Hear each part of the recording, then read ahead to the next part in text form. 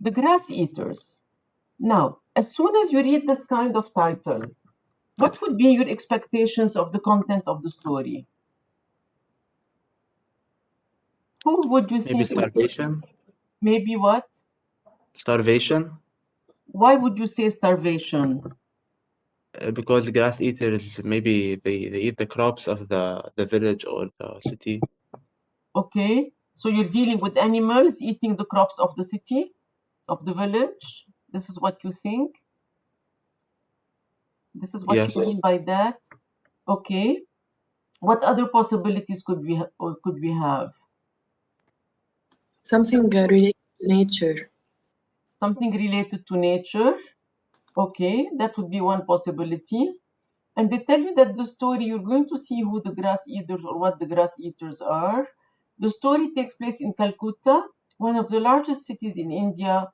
And then the characters are Hindus, and then they believe in reincarnation. And every action, they believe that every action influences how the soul will be born in the next reincarnation, and also whether it is leading to a better life or not. Okay. Other references to Indian include sari, the garment, the clothes, and all that. Okay, we're dealing with the grass eaters. Okay.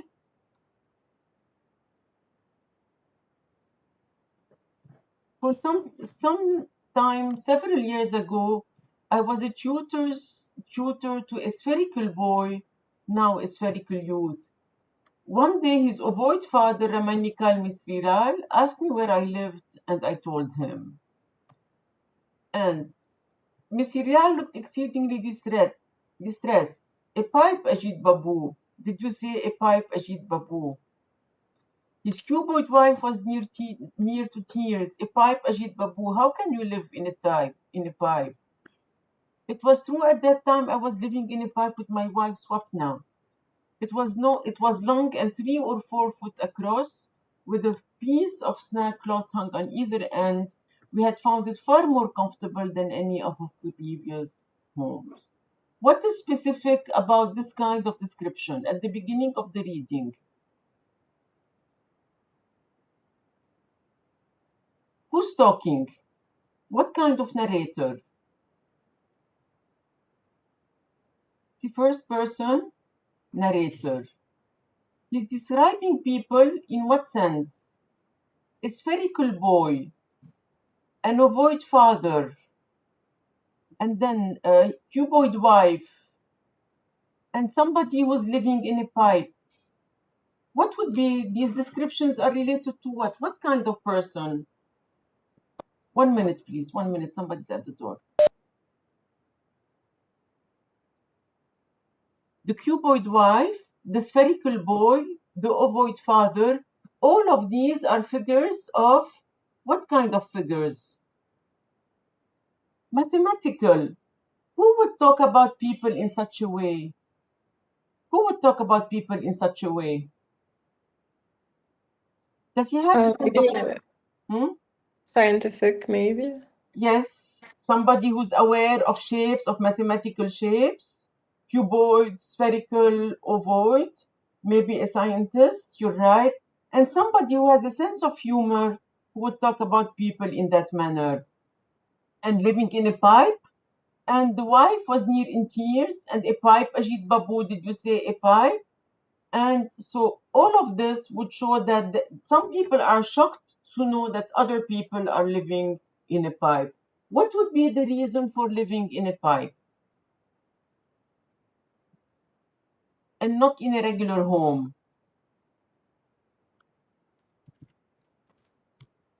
Poor, exactly, they would be poor. It was true at that time I was living in a pipe with my wife, Swapna. It was long and 3 or 4 feet across. With a piece of sackcloth hung on either end, we had found it far more comfortable than any of our previous homes. The first was a footpath in Chitanjan Avenue. We just arrived in Calcutta from East Bengal, where Hindus and Muslims were killing one another. The footpath was so crowded with residents, refugees like us, that if you got up at night to relieve yourself, you could not be sure of finding your place again. One cold morning, I woke to find that the woman beside me was not Swapna, but a bag of bones instead, and about 50 or 60 or 70 years old. I had one leg over her. I paid bitterly for my mistake. The woman was very nearly scratched out my eyes. Then keep Swatma, fangs bared, claws out. I survived minus one ear. Next came the woman's husband, a hell of a man, whirling a tree over his head, roaring. That was my impression. Anyway, I fled. What kind of setting are they describing? They're dealing with social setting, the wars between Hindus and Muslims, dealing with refugees and places that are overcrowded, and then a bag of bones. Notice the description that this narrator is using. A bag of bones. Bag of bones would stand for somebody who is very skinny, and by mistake he had this leg over her. She scratched his eyes. She had fangs bared, claws out. Which description is this? This applied to what kind of, is it a human being that would have claws? Basically, it would be animals. So he's describing her in terms of animals, and even the husband roaring. Who would roar? A lion. Okay, so it would be roaring, and because he's upset that another man is touching his wife, and he has dignity, he cares about basically honor, and this is why he wanted to come and do what? And punish Ajit Babu. So that would tell you that despite their poverty, basically these are people that have lots of dignity, and then they would protect their family even if they are living under negative condition. It's dehumanization in a way, but to highlight basically to highlight their dignity, their honor, their caring about honor. So the whole thing basically would show you that despite uh, the social status that you have as a human being, this does not prevent you, if you are poor, to have dignity and to protect your family. So this is the whole aim. This is the whole aim behind it.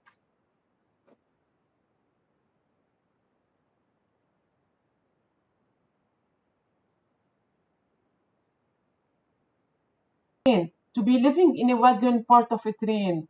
Usually people would not accept it. Notice what he says. It was heaven. I felt I was God. So it's an improvement. But maybe for us, the reader is an irony because we don't believe that he truly believes that it is heaven, but for him, it is.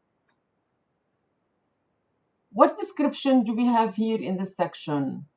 Okay, basically, I was talking about irony in the previous paragraph that he says living in a wagon with privacy, and then we did nothing but open and shut them for a full hour, and it is for him heaven. He felt like God, but for us, the reader, maybe we can say it is irony because we don't believe that in fact it is irony. It is just what it is heaven. It is just what he's saying, and for us, it cannot be heaven to live in a wagon.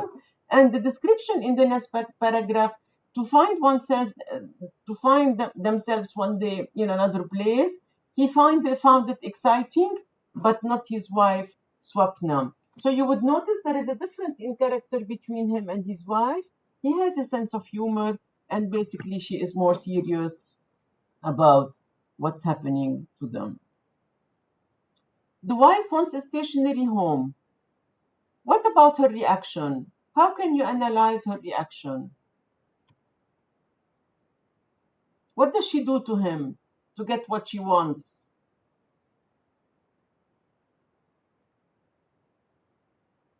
She isn't straightforward about it, but what does she do?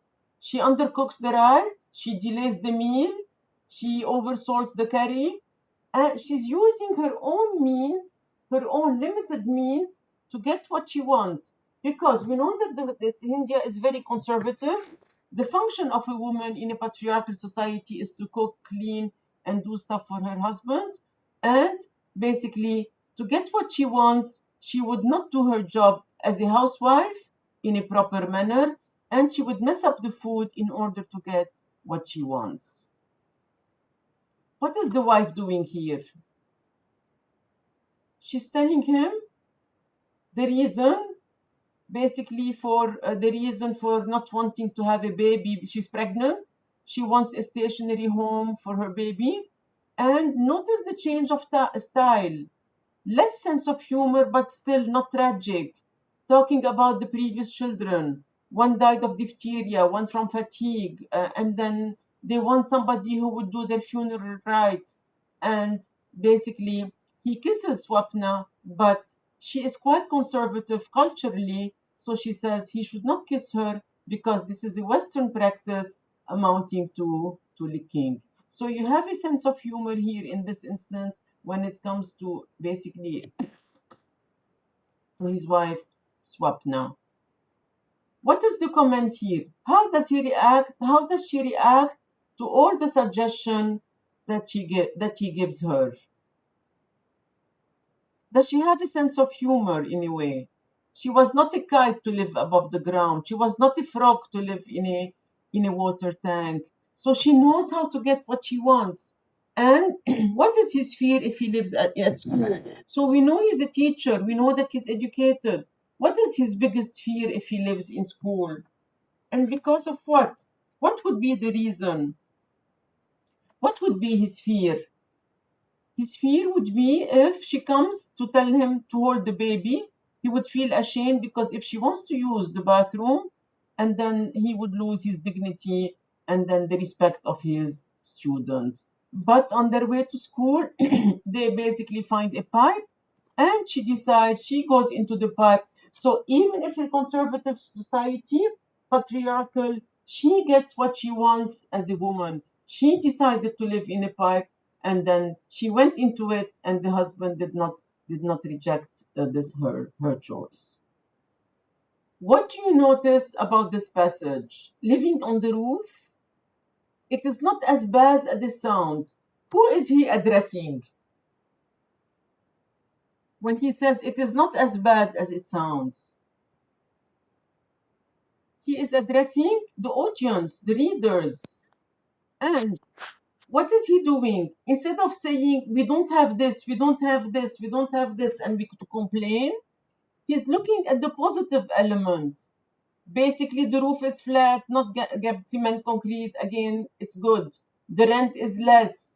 We have more light. We have more ventilation. We don't get nibbled by rats. Our son has more to play, more place to play. So what is he doing? He's focusing on the positive rather than the negative, and he doesn't feel any self pity. So basically, there is no self pity in their situation and he's satisfied with whatever he is getting. And when he says it's not as bad as it sounds, he's addressing the reader. What is he describing here? Is their situation getting better or worse? Their situation's getting better. Better? But they have no clothes to wear. They have less money to buy clothes. So they're almost sitting naked at home. And then she noticed her reaction. She doesn't want her husband to see her almost naked, but like a chimp in the skulls, again, the image of it's getting better because they have a place to stay, but then they don't have money to buy clothes. Is he feeling sorry for himself again for not having clothes to wear? How does he deal with it? Again, no self-pity. He accepts it, and then she has a sense, basically, she is quite stubborn. She doesn't want her husband to see her naked at night, during the day. Only she turns around at night, and then because she is shy, she is ashamed to have her husband see her almost without any clothes.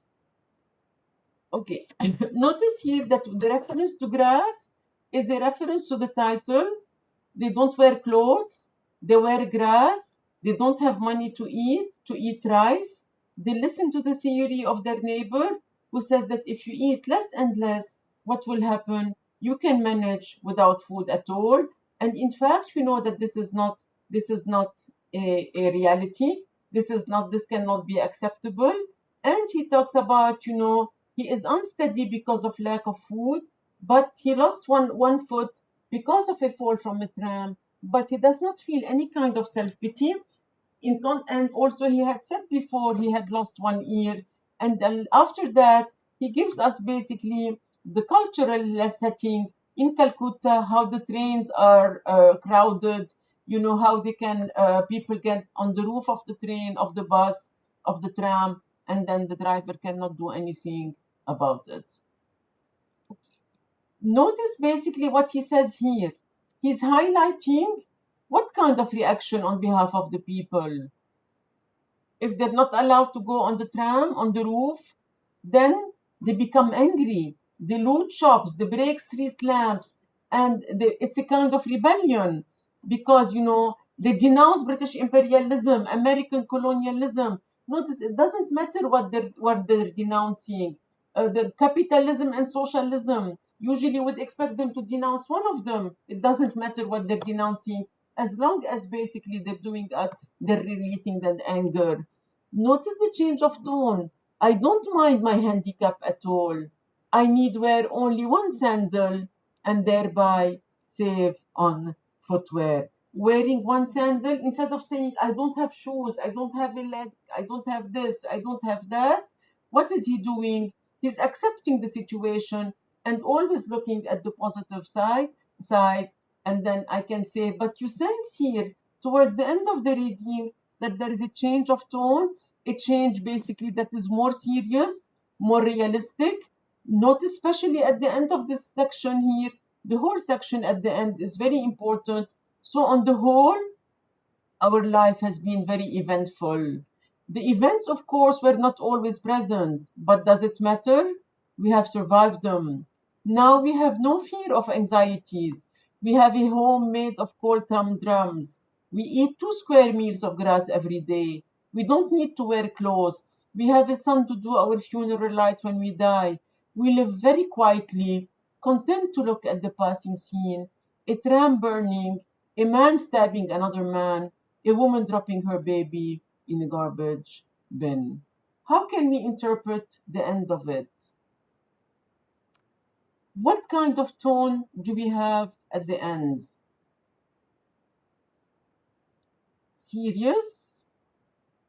It's not tragic? Doctor, Yes.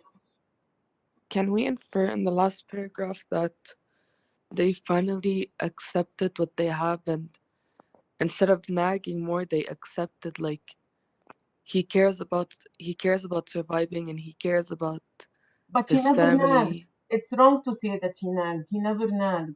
That's the whole interesting Not thing. nags, but I know he accept from the beginning of the story. He accepted what he has. The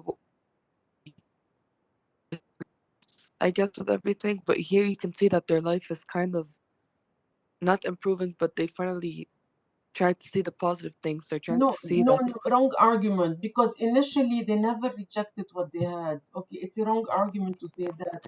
But here the difference is that he's changing the tone when addressing, the readers in the writing, when the narrator basically is commenting on his situation. Before it was more Okay. descriptive, but it is wrong to say he's finally accepting. This is the a wrong argument because initially he always accepted the situation and always looked at the positive stuff, but now he's commenting as if he's addressing a reader. Okay, so our life has been very eventful. He realizes that they were not always very present. He's not as naive as we thought he was, basically, but it was a coping mechanism. He was trying to cope with the situation by accepting it. And then he says, so what? But we have survived. We have no fears. We have this. We eat this. We have a son. We have. Instead of saying, look at us, like many people around the world, they have everything. They have luxury. They have food. They have car. They have education. They have everything they need to have and in surplus. And what do they keep doing in their lives? They keep on nagging, complaining, and not being satisfied. It's basically satirical of these people who have everything and keep on complaining over insignificant stuff. But it reminds us, the end of the reading would remind us of the reading of Voltaire. If somebody French educated read Voltaire, the story of Candide. Candide basically was a young, naive man who was told by the philosopher that this is the best possible world. And what happened? He experienced, he goes through different kinds of evil, different kinds of negative experiences. And he realizes at the end that Pangloss, the philosopher, was deceiving him by telling him that this is the best possible world. And at the end, he comes up with the reading that says, you have to, at the end of the reading, you have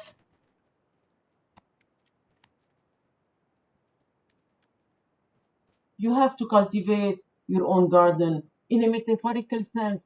Don't worry what is happening around.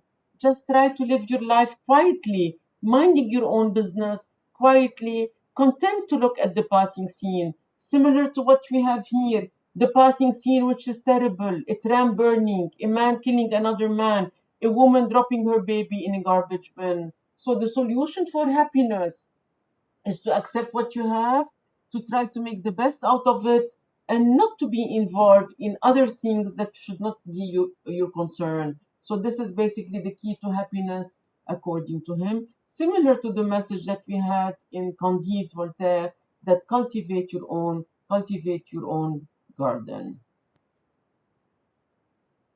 The interesting thing about this reading is basically the tone, the sense of humor, the acceptance, except for a variation of tone that we had before, that we have at the end, where he would become serious to show us basically the reader that he is not as naive as we might have thought him to be. He realizes the negative situation, but he still accepts it and makes the best out of it. In contrast to other people in the world who have everything basically in the world, everything they need, and keep complaining, nagging, and not dissatisfied with their lives. And you would notice that you can compare it to basically the novel.